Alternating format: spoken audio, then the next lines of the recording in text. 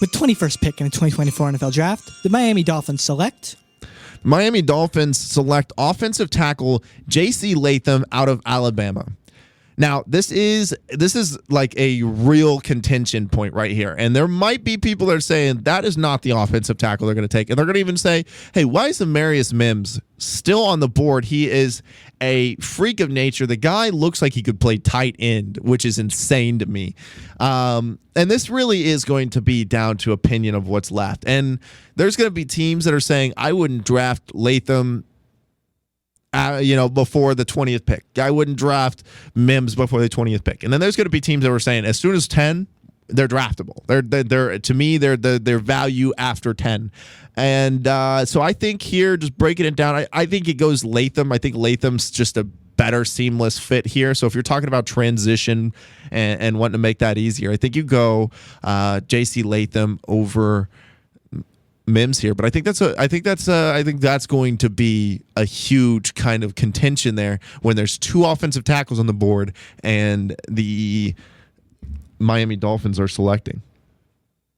With the 22nd pick in the 2024 NFL Draft, the Philadelphia Eagles select cornerback Kool-Aid McKinstry out of Alabama. Are they forced into this pick? Absolutely not.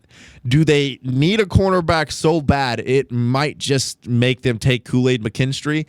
It is, because I mean there's some concerns with Kool-Aid McKinstry, his physicality and everything that they're. I mean that's a tough division to be worrying about a lack of physicality, but sometimes at the NFL game, there's going to be a cornerbacks coach that's going to say, let me work with him. We're going to get that figured out. That's not a problem for me. And he certainly has, the Kool-Aid McKinstry has the build to step in and play right away.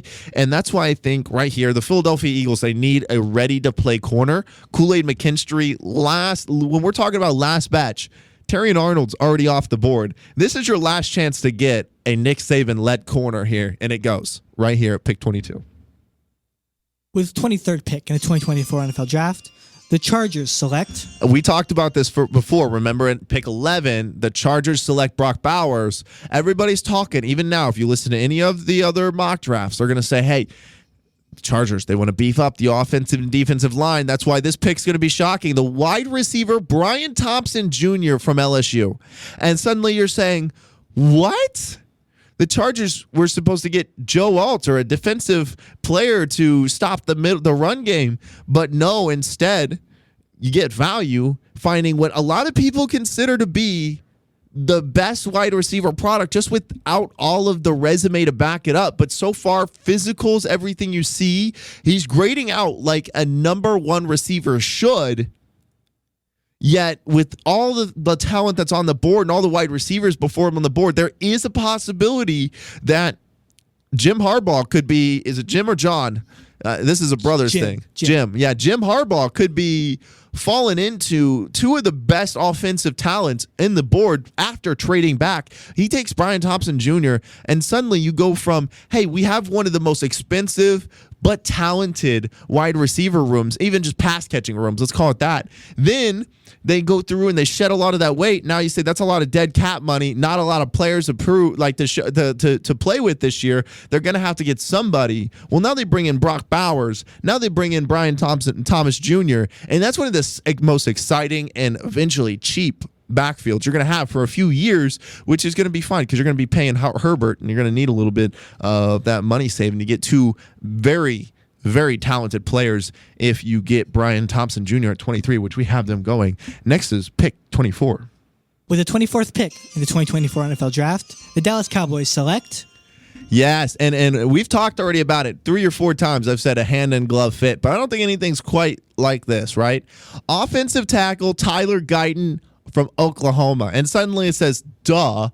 Jerry Jones loves his Oklahoma. He's probably watched this every single game of this guy, and he's going to pick him immediately. I said the same thing about the Philadelphia Eagles picking Mims just because he is a Georgia Bulldog rather than any other aspect. But I think this is a great fit as well. You let go of Tyron Smith, who goes to the Jets and helps out Aaron Rodgers, and suddenly you're going to need to fill a hole that's been a hole for a while, right? Hasn't been able to stay healthy throughout a whole season. The Jets themselves are probably not relying on Tyron Smith to stay healthy throughout the season. So now you go get yourself Tyler Guyton, Oklahoma. It's a solid starter. Maybe yet another guy that stays for another 10 and 15 years and continues the tradition of good offensive linemen in the capital of NFL football. With the 25th pick in the 2024 NFL Draft, the Green Bay Packers select. It was only a matter of time. Defensive tackle Jerzon Newton from Illinois. We've talked about this, just like the cornerbacks. Once one goes, it's a matter of time. And slipping down this far might not happen for Jerzon Newton, because once Byron goes, it's Jerzon Newton or nothing in this first round. In my opinion, the Green Bay Packers, this is a fantastic spot for him, but it's also a pretty good spot for Ennis Rakestraw, Missouri's Ennis Rakestraw, or Minnesota's Tyler Nubin. This is not a sexy pick, right? This isn't going to wow anybody after having a pretty good end of the year last year. Maybe there's going to be some fans clamoring to get a wide receiver, which Green Bay never does, or maybe look somewhere else. But when I'm looking at the board here, it almost feels like a crime not to take Jerzon Newton and Ennis Rakestraw. It's like Ennis Rakestraw is like if you had a 28th pick, this might be a better way. But right now, you're at the 25th pick, and I think Jerzon Newton's a slam for that 25th pick.